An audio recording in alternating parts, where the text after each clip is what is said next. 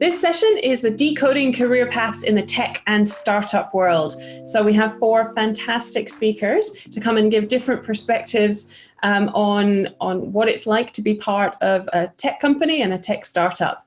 There are lots of different kinds of career paths and ways that you can work in the startup world. You don't always have to be the CEO and the founder to be part of the startup environment. So I'm very pleased today to be able to introduce our four speakers. We have Kieran from Promogo, we have Elisa from Quiller, we have Isaac from Culture Amp, and Kruti from Shiba. But I'm going to let them introduce themselves, and they'll each do a quick introduction about themselves, and then I'm going to ask a few questions to kick us off.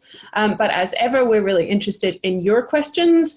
And because we're in a webinar format at the moment, you'll notice that there is a little question and answer segment. So you can pop things in the chat, but I'm going to see it much more quickly if you put it in the Q&A tab. But just before we start that off, we're going to have a bit of a poll. So popping up on your screen, you should be able to see shortly that there is an audience poll to help us find out a little bit more of who is in our digital room. So if we were in a venue together, I'd be able to ask you to put your hands up, but we can't do that. So we're going to use technology instead.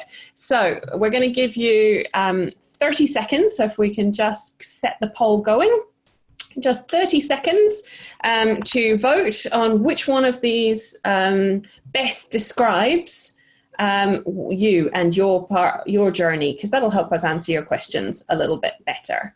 So if you can just quickly vote, and then we will see the results of that poll. So let's take a look. So the vast majority of people are wanting to found their own business or startup one day. Or just not quite sure if it's for them. So we've very much got future founders here, panelists. Bear that in mind. So if you just click close or the little cross on the top of the poll, that will disappear and we can keep going. So that's useful information.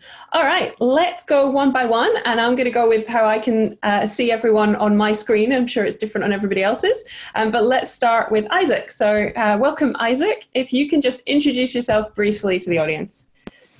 Hi, everyone. My name's Isaac. I'm an software engineering director at Culture Amp. I've been with Culture Amp for coming up to 2 years right now. I'm pleased to be here. Great. Thank you so much, Isaac. Kruti, you're next. Hi, everyone. My name is Kruti, and I am Chief Technology Officer at Shiba Rideshare. It's a women-only rideshare company. Thanks. Fantastic. Now we'll head over to the beach, Kieran, and then we'll come to Elisa. Greetings from the beach. Hi, everybody. I'm Kieran. It's a pleasure meeting all of you. I'm super excited to find a future founder that I can work for that's in the forum today. I'm a Group Vice President for Gojek. It's a ride-sharing / platform / payment platform / food delivery app out of Indonesia. We operate across 5 countries in Thailand, Vietnam, Singapore, Indonesia, and of course we have offices in India. I've been at Gojek for about 2.5 years now. Kind of started my career in banking and finance. Very quickly started working for a taxi app, or what we know now as Uber. And have been privileged to be in Jakarta now, really serving a social impact cause with Gojek. Thank you. Great, thanks. And Elisa? Thanks, Kieran. I think you stole a lot of my time, but I'm keen to hear more of your story. I am Elisa, and I work as a talent and culture lead at Quiller, which is a Sydney-founded startup, and we are well and truly a startup with just over 40 people globally. And you can think of Quiller as a cross between DocuSign and Canva and Google Docs, and then on top of that, you put in all your integrations, your analytics, and like integrate that into your workflow. So that's a bit about Quiller, and that's a bit about me. Fantastic. We've got till 2:25, so we've hopefully got plenty of time for a really good discussion today. Just to kick us off, give us a bit of a sense. Now we know a little bit about who's in our audience. Let's give them a sense of how you ended up, each of you, working in the startup world. I mean, what was the pathway that drew you here, and did you ever predict that this was the way that you go? Given that we're with you, Alyssa, let's start with you and then come to Isaac. Sure, thank you. So I actually did accounting and marketing in Melbourne Uni. And after I graduated, I had two Big Four options to join in the accounting world. And I quickly realized that I wasn't as interested in solving that type of problem, but I was really interested in solving problems in the people space. So I moved into various areas of HR, and I've been in Google, I've been in PwC, and now I think the reason why I am in Quilla is because I was intentionally looking for a tech startup that I could join. And the reason for that is because I had experienced what it was like to be in really big, nice brand name companies. But I was really hungry to just expedite my growth and be thrown in a deep end, and also make a bigger impact as opposed to be another number on a spreadsheet. Yeah, I don't know if any of us really enjoy being numbers and spreadsheets that much. I guess some people are passionate about it. I shouldn't. It's very important part of business founding as well. I'm going to hand over to Isaac before I get myself into trouble. Isaac, what was your journey that really brought you into the tech startup world? I did a Bachelor of Arts in Multimedia at RMIT. If you know of this university just down the road from where I'm sitting right now.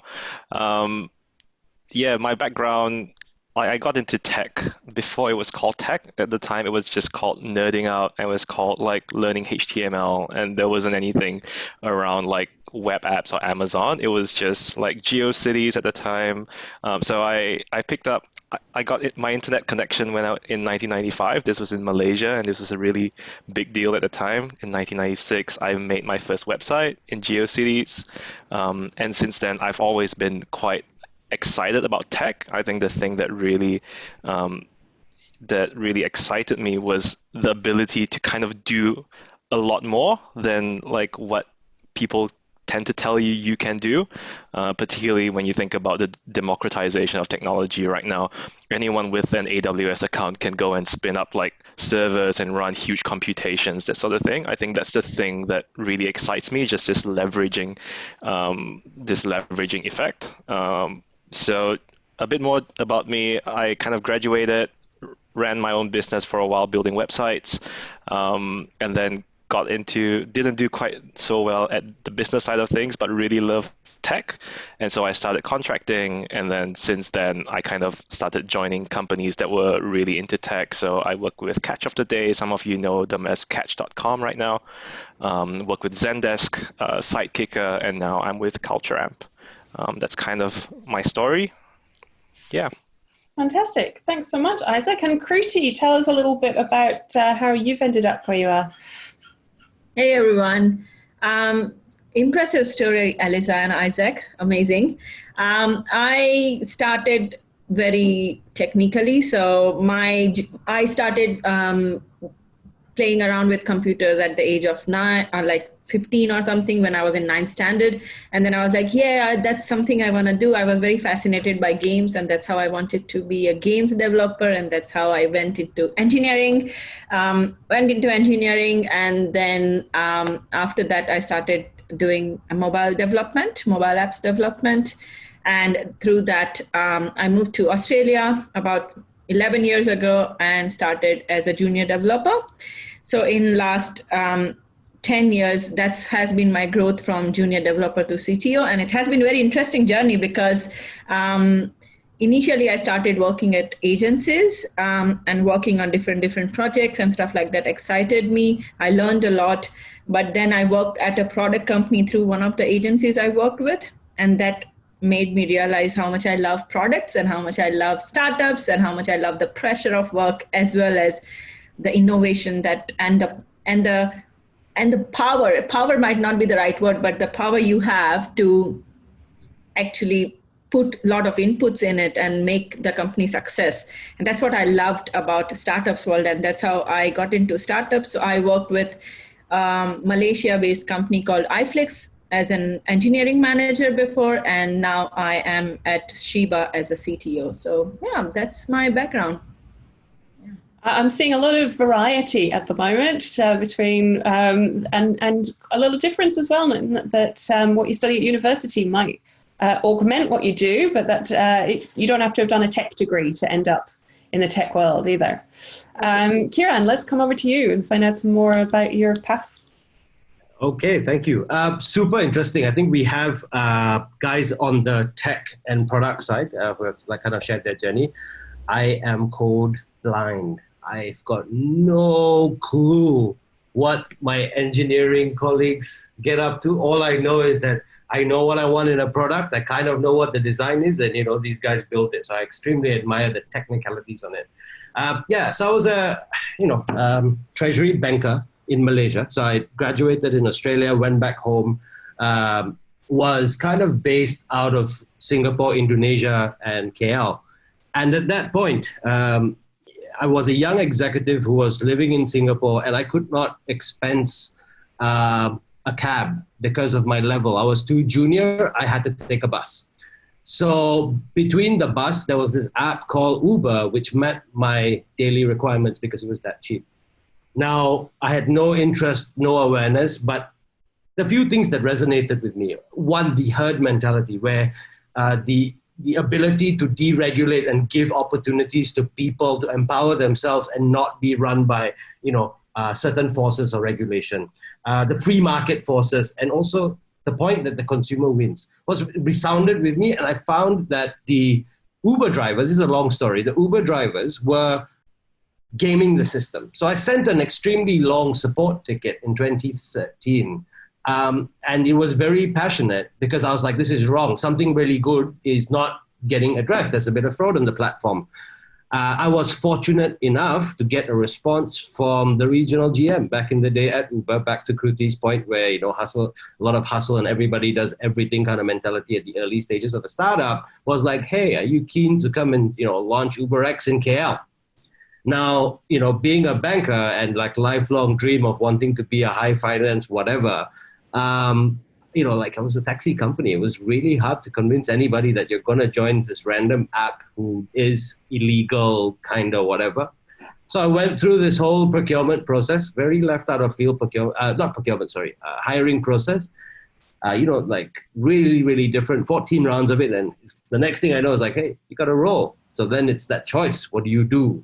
No idea about tech, didn't even know what a startup was. I knew there were small, medium enterprises. And the next thing I'm doing is, starting out as an ops and logistics manager, launching UberX across Malaysia.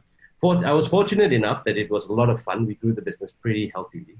And then I had an opportunity to kind of go work at Uber Eats in the Australia and New Zealand businesses. Launched Gold Coast, had a lot of fun in New Zealand. I mean, of course, with the team. And that experience has truly given me a sense of liberation that one, what you study really, really doesn't matter. I mean, don't stop studying for anyone who is. But further to that is that, life can take you on its course, and sometimes it can be your choice, and I encourage that, but also it's no harm going with the flow. So that's a bit about me. And how have you managed, picking up on that point there around you not being a tech person and us having some extremely proficient engineers in this panel? It would be quite interesting to think about that tech founder versus non-tech founder perspective. How have you found practically, have you had to adapt to work with alongside engineering colleagues? How have you managed the fact that you're not a tech person? Okay, so that's now going to get marginally technical. But I think the point is building product is logical. So when someone is needing to code or build something, we never tell the tradesman how to lay a brick. But the tradesman, or what I call the tech engineers, the guys who are building the core product, can have very, very sound thought and processes, which are very clear and prioritized now.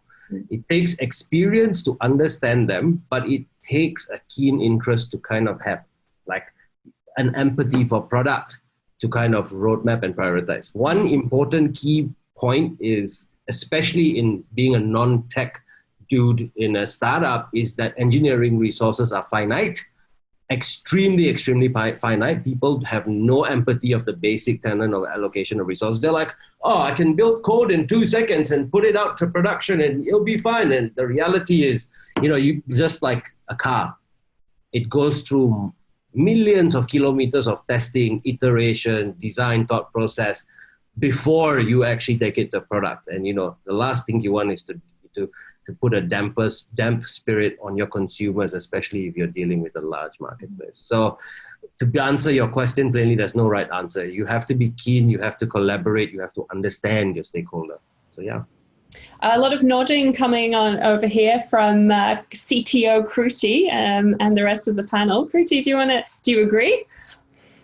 Yeah, I totally agree. Like my company has been founded by a woman who just came out of a cab feeling a little bit unsafe. And she thought that why not have a service which is for women and just you feel safe because all the drivers are women. And she built this whole startup and she didn't initially have any techie knowledge. She doesn't have still, like she doesn't dive into what technology team does. She totally believes in how I lead the direction of the technology at Sheba. So it doesn't really matter how much techie are you, because technology is, yes, one of the most important part of the businesses nowadays, but at the same time, it's not the only part of the business, right? So, yeah. And Isaac, have you got a view on that? Yeah, I think just riffing off what Kiran was saying, I think the key thing to understand about technology is you want to lead with curiosity, right? I think a lot of what we're observing in tech is we don't yet know what the limits are of what we can do. And so often the pursuit of tech as an end in itself tends to be a bit futile. And what I'm hearing from, I guess, Kruti and to some extent Kiran is tech really becomes magical when it's in service of a customer, when it's in service of a need. That's where it becomes really great. And that's where I think startups and tech really gel together and they really resonate, because the whole point of a startup is trying to go out to the market, go out into society and sort of go like, what's that need that no one's paying attention to for whatever reason, and what's the leverage I can use in technology to kind of meet that need, so that someone can be able to expense their travel, or someone can feel a little bit safer when they're trying to get from point A to point B. I think that's the key, right? Being curious and understanding technology is actually a means to an end rather than just an end in itself. Mm-hmm. And I guess that's where that connection with working with other members of the team and other skill sets to work that out really comes to the fore. I would also say that when you are a startup founder, it's not just having tech together. You are running a company. You are going to have a team of people who have different skill sets to bring to the team. You're not going to run a business solely on engineers alone or people in tech alone. So you will need someone. I think not you will, but there is definitely a time and place for someone who doesn't have any tech background to be a leader, because there's so much more to running an organization than just getting the software, the code right. That's an extremely good point, and I think I'm hoping it's coming across as a strong theme from across our festival today. Is it's about getting the product right for the customer, that fit is what's crucial, and that the different skill sets along the way all contribute an element of that. Can it be a bumpy ride from time to time when you've got such different skill sets trying to talk to one another? Because I've always found that you speak a bit of a different language when you're coming from a different trained background or a different skill set. Yes, it's mayhem, it's chaos. People's worst selves can tend to come out. No, I'm joking, but like when you're under pressure and you're working very intimately with a very small group of people, it definitely becomes chaotic, and sometimes that can, give rise to being lapse in certain mannerisms or things that you might say. But in saying that, it's all good intent.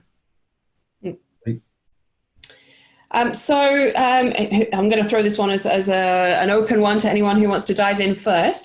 What do you think is the most, thinking of it from the tech career perspective then, what do you reckon is the most important requirement that you need to have when you're going to build a tech career? It's not what degree you have necessarily. What is it? Is there a particular qualification? Is there an attitude? It's a competitive job market. You just talked about 14 rounds of interviewing there, Kiran. What do you reckon, if we start with Kruti, is really an important approach to have?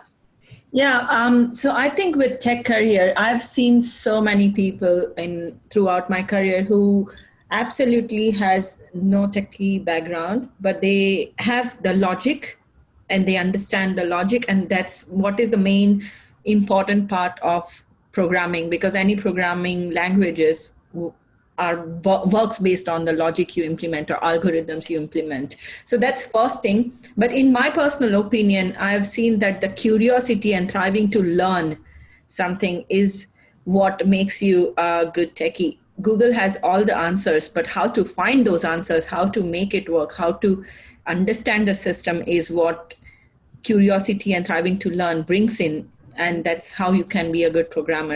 It has nothing to do with of course, it is important to learn technology as well, but at the same time, it's not the only thing. You can learn it even with a different background. And you bring actually a good diversity in the teams as well. So I'm actually quite a big advocate of having techie people who are not from a techie background too. Thanks very much, Kruti. That links in nicely with a question we've had come through the Q&A stream, which is directed at Elisa. Wanting to know a little bit more about that switch you made from an accounting background to ending up more in the tech side. Can you become more techie savvy? Is it something that can you learn it and adapt? So we'll start with Elisa. I think Kruti answered that question indirectly earlier as well. You definitely can learn it. And I always come back to this question that I ask myself, right? It's what problem do you want to solve? What types of problems do you want to solve? If you are drawn to solving technical type problems, or you know that your brain sort of works that way, go try it out. See whether that's something that you want to pursue further as a career. But if you know that you like solving, maybe you like helping teams run better, there are roles within tech that actually do that. So I think that also requires some self-awareness. And if you have that curiosity, which also, in my opinion, is my number one thing, most important thing in tech, if you want to build a career here, if you have that curiosity, you'll go out and learn, and you'll know how to learn. I think a lot of how we grow depends on what kind of questions we ask, and it's our questions that lead us forward, right? You can learn by asking questions to Google. You can learn by asking questions to the friends around you, or even people that you don't know yet. So yeah, definitely able to learn and pick up and enter tech, even if you don't have a tech background. And building on that, do you have, sometimes that can be a bit confronting. It could be a little bit scary when you don't come from that kind of background to sort of put yourself into that world.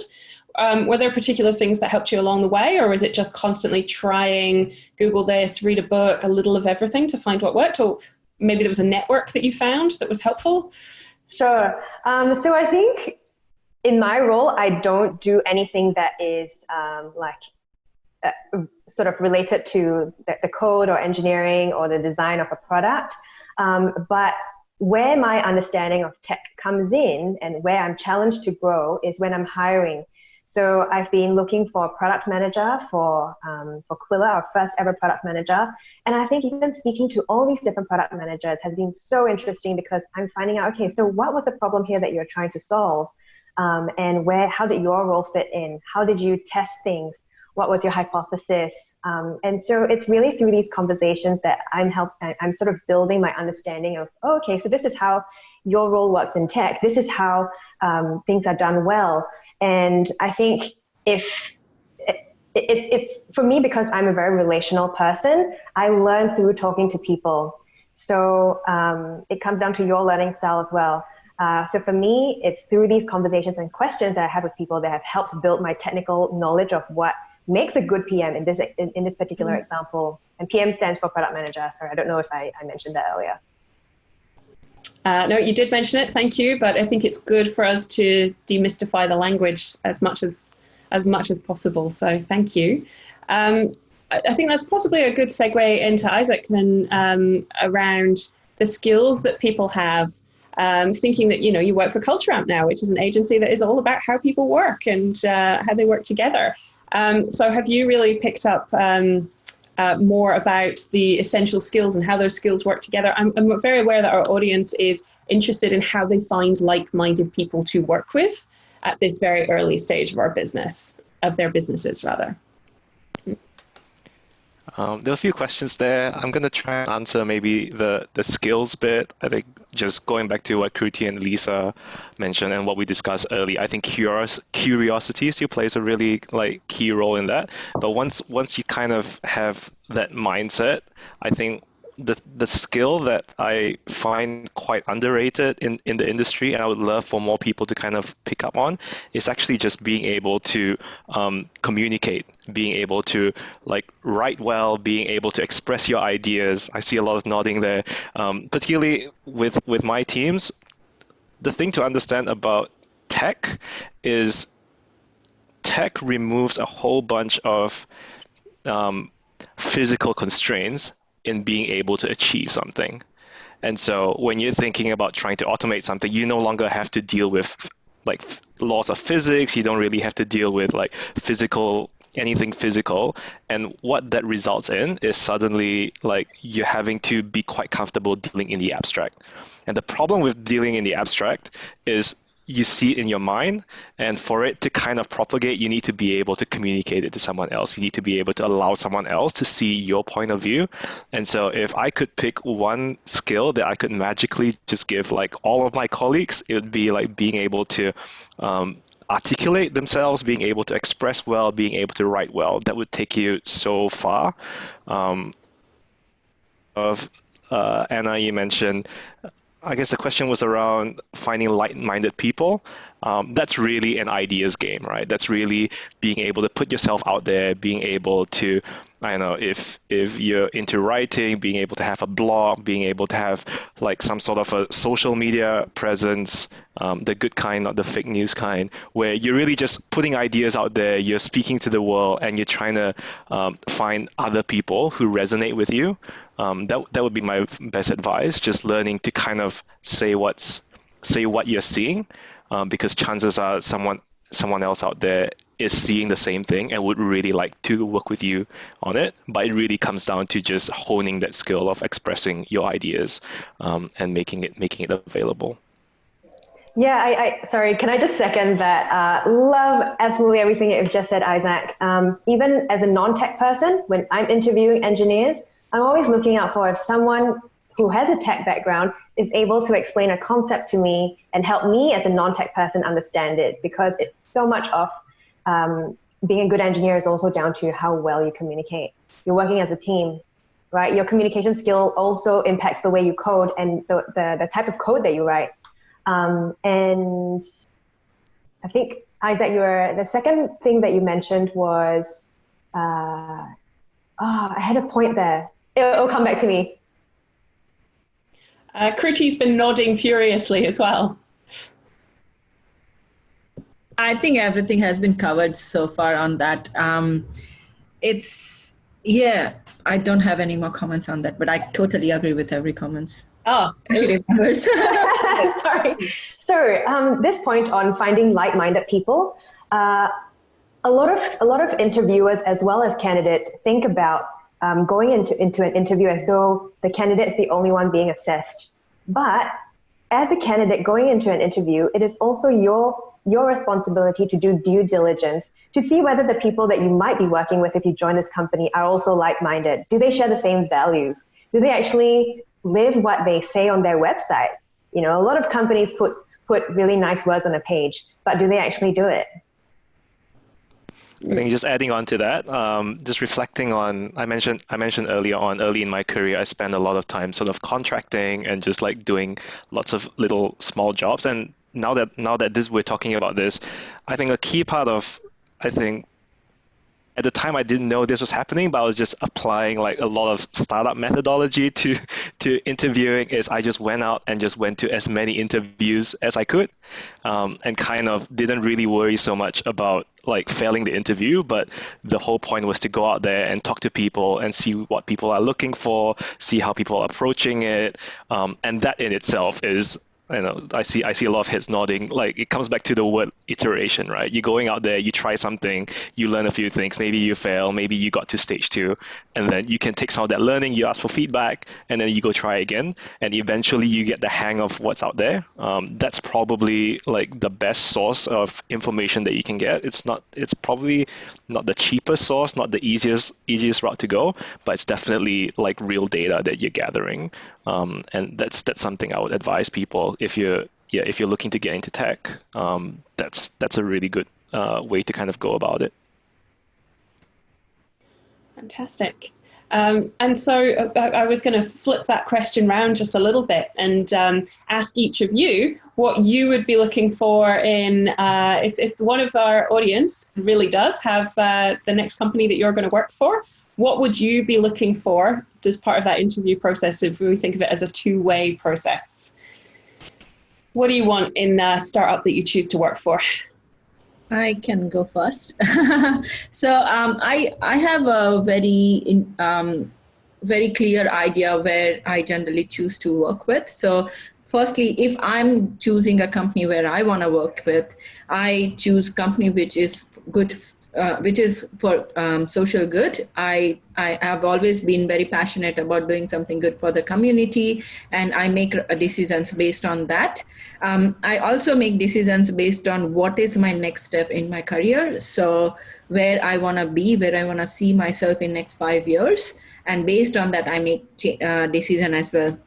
As a hirer, what I look into people is just good human beings. If you are good, you are helping each other out, you have the attitude of making it work, can-do attitude. All these things is what I look for over skills. Skills is something which I look for. If I'm hiring for tech, say, for example, I look for their core knowledge, how much basic knowledge they have. If you have a good core knowledge, you can dive into any programming languages easily. So that's what I look into. But it comes down to mainly how you are as a team player is what I look into most of the times. Mm-hmm. Because it's so important in startups world, especially because you work so closely with each other. Even one wrong person can destroy the momentum of entire team. So yeah. Yeah, Isaac mentioned there that it can take a little bit of time to go through the hiring process, and therefore that can, time is money, but it can be very expensive to get it wrong sometimes as well. It can be worth, frantic nodding there. It can definitely be worth. But I'd also say that be okay to get it wrong. Price that in. Many founders, many startups, you see, the notion of a startup is not new. Only the rise of the internet and the ability for a small, medium enterprise to have a social media presence or to get the attention or reach that they want. So I think that we need to decouple what is a tech startup vis-a-vis what's a small, medium enterprise. And I feel that they're all small, medium enterprises, and some are enabled by technology now. And it comes down to, crux of the matter is personally, what is your stage of your career? I know I'm diverging slightly, but if you're fresh out of school, you want the best training, right? And are you going to get the best training at a startup? Maybe, might throw you in the deep end. But if you're a seasoned professional, like Alyssa, who's an accountant, funnily enough, small, medium enterprises need accountants. There's a full CFO's office. There's a chief accountant. There's a tax dude. From a skill set perspective, it's hard to hire. I do not deny that's one of my greatest part of my role is having to hire the right people. But I think going back to Kruti's point on diversity and inclusion, and I mean this in its entirety, right? Not in the sense of, I'm ticking a box. I was going to ask Shiva how many men does she have in her startup, but I'm not going to go there, right? But the point is, people with differing views, differing backgrounds, integral to the table, because something that a very analytical mind can be missed out. And I had one last little point on the question in regard to non-tech minded members fit more cohesively. I feel very strongly about this. I feel that we cannot engineer the kind of people we want to work with. I feel that everybody should come with a certain amount of tolerance and at the same time exercise professional discretion. So I think we shouldn't engineer our colleagues. We should be celebrating them for who they are and not, I really don't believe in the groovy boys or women's camps cultures. I detest that. So I hope that answers your question, Wahid. I think getting a lot of variety into the teams and coming through really strongly, being able to communicate well with one another very clearly, and implicitly in what you're saying is that being open and honest with one another so that you can move fast, because you're going to be spending a lot of time together as well when in that process. So as a first step, we've had a really specific question on that I think you've answered to some extent about go out there and get experience. What's that first step? You've got your side projects, you're finishing your studies. What are useful first steps after graduation? I'm happy to answer. So I think first step is to not think too much. This is what I've done. Not think too much about money, not think too much about what brand of the company you're going for, but more focusing on your learnings and more focusing on what you're going to get out of it, how you're going to grow as a better engineer, better person, better graduate from that next role that you choose. Who is going to mentor you, how you're going to get how you're going to get more mentorship from the people you're going to work with. That's more important. Though I would not recommend joining a company where you are going to be a sole engineer, say for example, as your first job. I would recommend to go under someone and get a right mentorship, and then think about, once you are having few years of experience, then it's the time to go for sole companies or startups where you are the only one who is going to be a developer or something like that. So if it gives you a high level idea, focus more on your learnings, how you are going to grow, because this is the time, if you will utilize it for the right learnings and your experience, building your experience, that's going to be so much fruitful throughout your career. So yeah.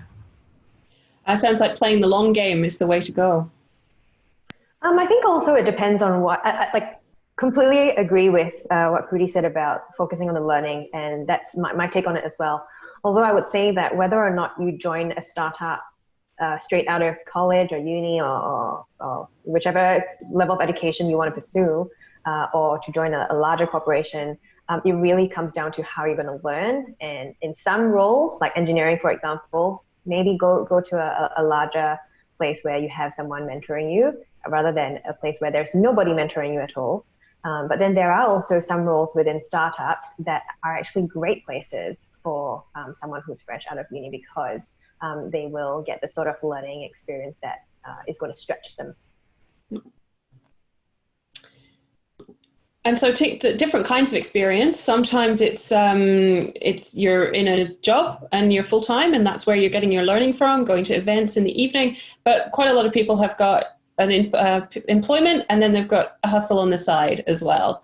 Is that something that you have colleagues who have that? Does that change the dynamic of the team that you work in, with the fact that they're founding their own businesses as well? What's that like? Defining entrepreneurial spirit as a job requirement or a job description really annoys me. In all honesty, the yearn of wanting to be an entrepreneur can start with that lemonade stand outside your house, right? But I feel that the ability to want to just get your hands down and dirty to do it is key.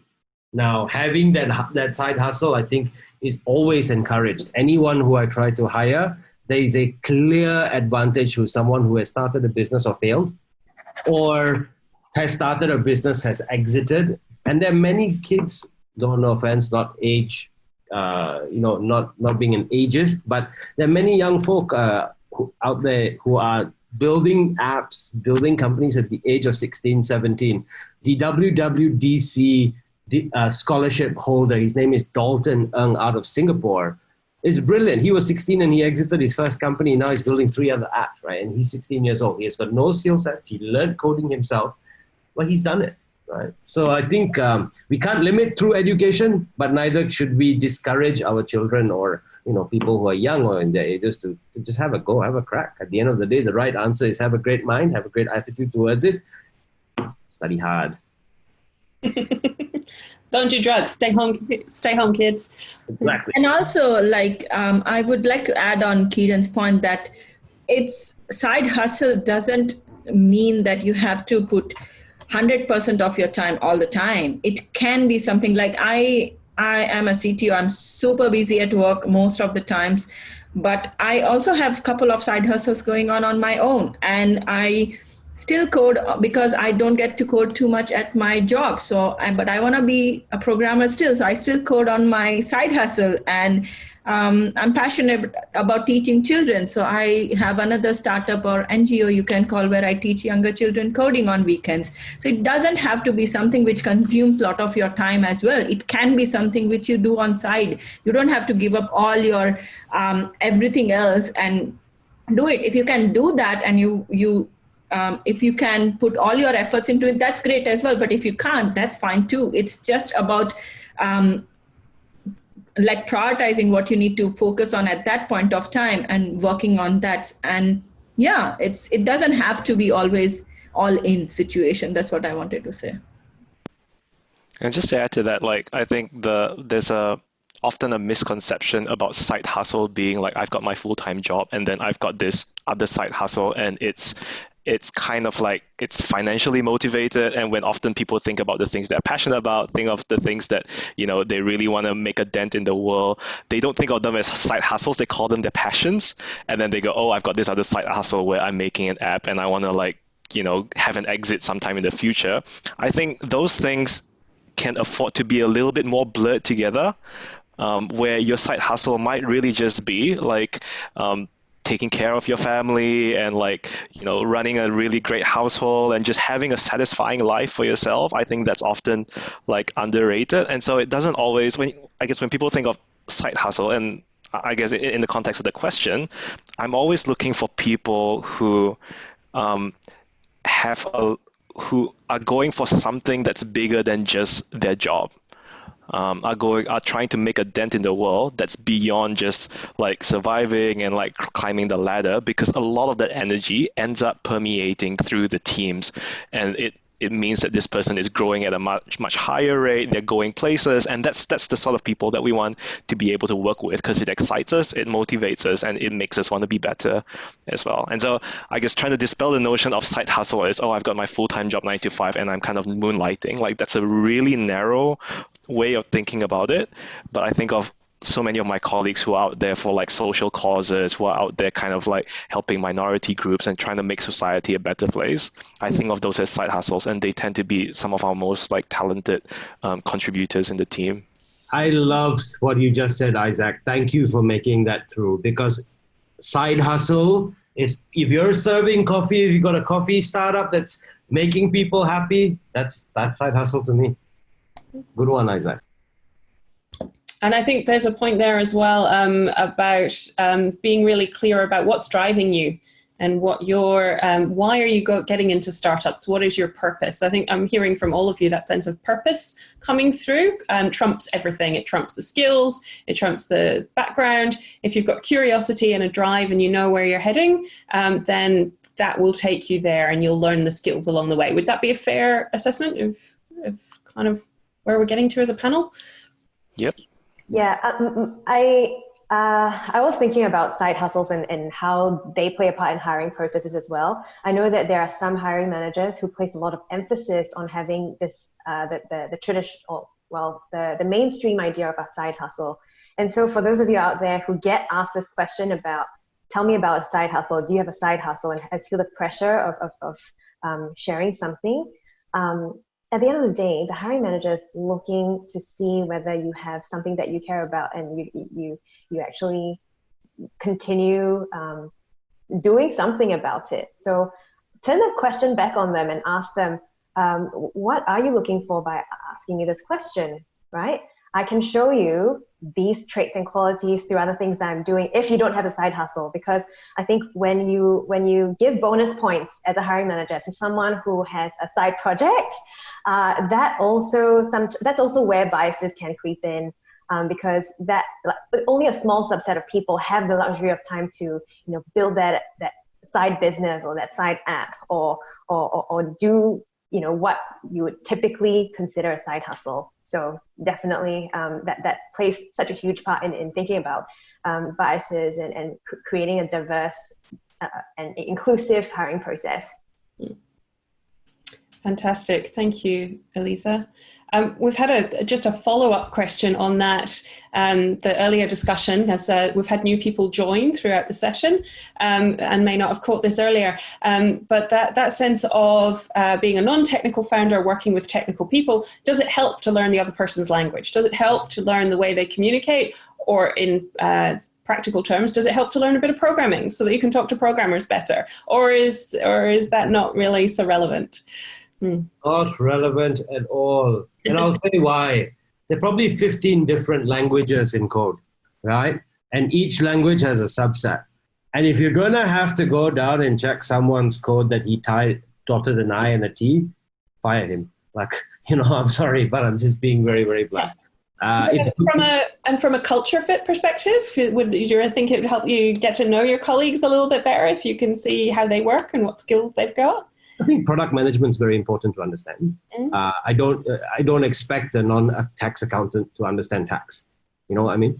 Yeah. So I think it's very correlated. That's just my view. Sorry, guys, engineers in the house.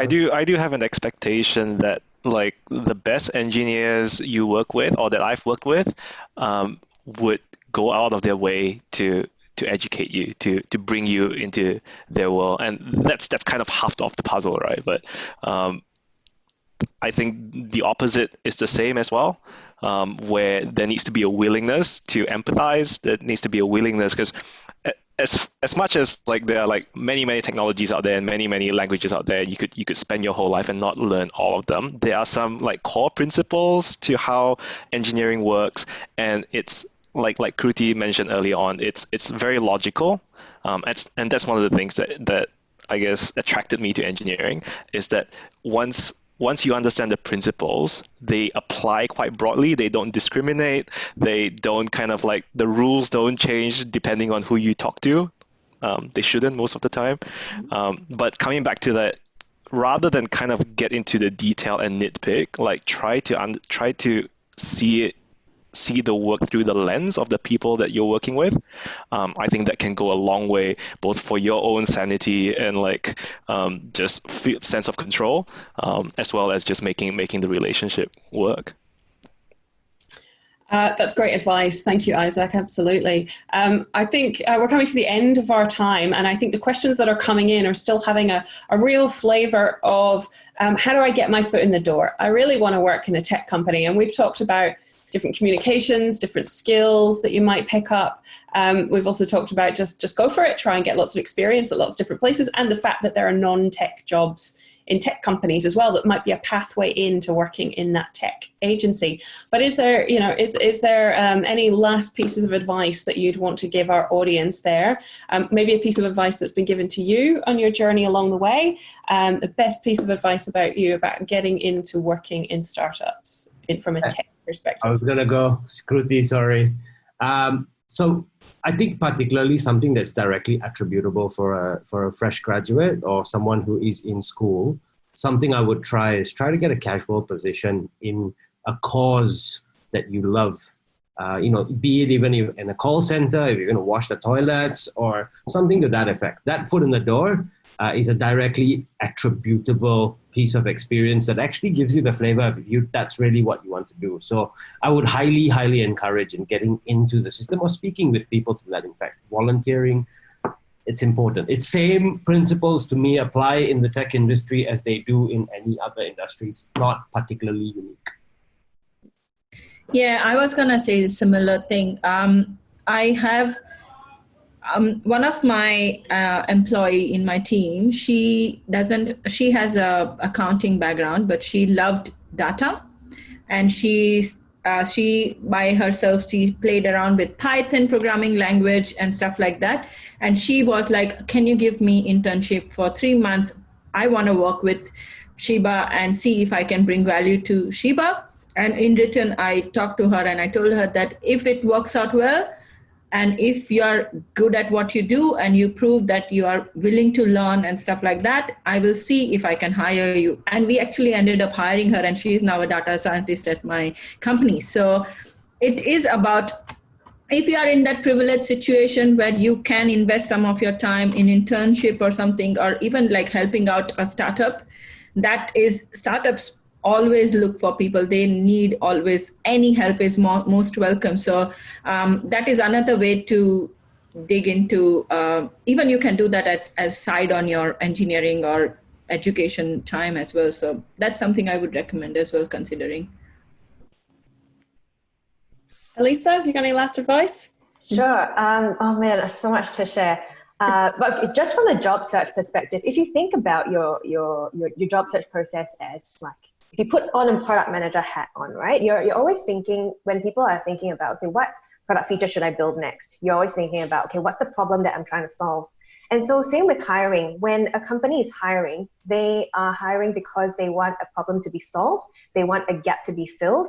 And so when you put in your application, that is your hypothesis. You are saying, hey, my skills, my traits, my experience is going to help you solve that problem. And so what happens after you put on a hypothesis? You actually the company has to validate, right? Validate your hypothesis and test, see whether that's true, whether that's it is what you say it is. So start thinking, how are you going to show this company that you have that this hypothesis is true, that your skills, traits, experience is going to help them solve that problem? And if you go into an interview and say, hey, I can help you solve the problem, that's literally just reiterating the hypothesis. You are not showing them additional data points. So the challenge here is, how do you show them data points that enable them to validate that your hypothesis of you being the solution to their problem is going to be true? So think about it from that point of view, because I think that slight shift in perspective can help you have a better conversation. But given that on the call today, we have a lot of people who are maybe looking at going to startups in the future or founding their own companies, I would say that yes, this is Future Founders a festival, and yes, this is about career pathways. But also, I hear so many people talk to me about, hey, Elisa, I wanna join a company that helps make the world a better place. I want to build an app that helps impact lives. And I suspect that a lot of people just stop there, and they think that, okay, once I join the right company, I don't really have to think about making a meaningful difference anymore, because it's just by proxy of what I'm doing.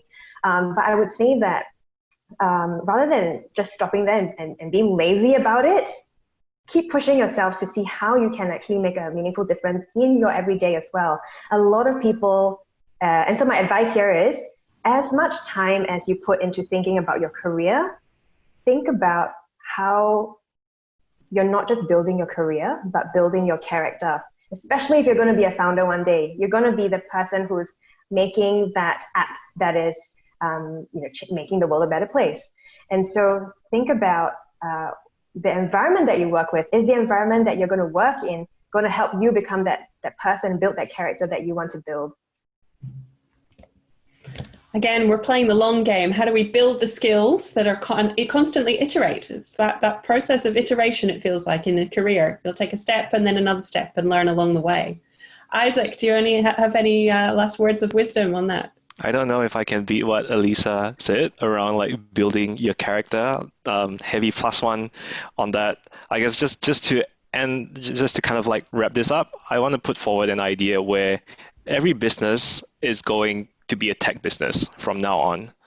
Like any business that you get into, it might not feel like Facebook, it might not feel like Google, it might not be like a web-based sort of or an app-based business. But if you think about it from the lens of any business, potentially could be a tech business, and by incorporating technology and understanding the characteristics of it and bringing it into your job, no matter what role you are, that's tech. And so I would encourage people to sort of think about it in that lens. I remember in the past we used to talk about the concept of e-commerce or like online commerce, and it used to be the exception where it's like, oh, there's commerce, there's real commerce where you go to a shop, and then there's e-commerce. In fact, right now when we think of businesses, especially in this time that we're in right now, everything's online, everything's e, and it'll be like, I guess the only exception would be the lemonade stand that Kieran's talking about. But even then, they're probably using Visa or like Square to kind of like complete your payments. So just kind of have a bit of a shift around that, and kind of think of technology as this enabling thing that you could bring in to whatever extent in whatever you're passionate about. And if you're building up your character, if you're building up your own value, you're all set. Wonderful stuff. And I think that's a good moment of a positive and uplift for us to call an end to this particular session. So thank you so much, Isaac, Kruti, Alyssa, and Kieran, for being with us for this session. Thank you to all of you out there, especially those who are asking questions frantically in the chat. There's a lot of interest in this, obviously.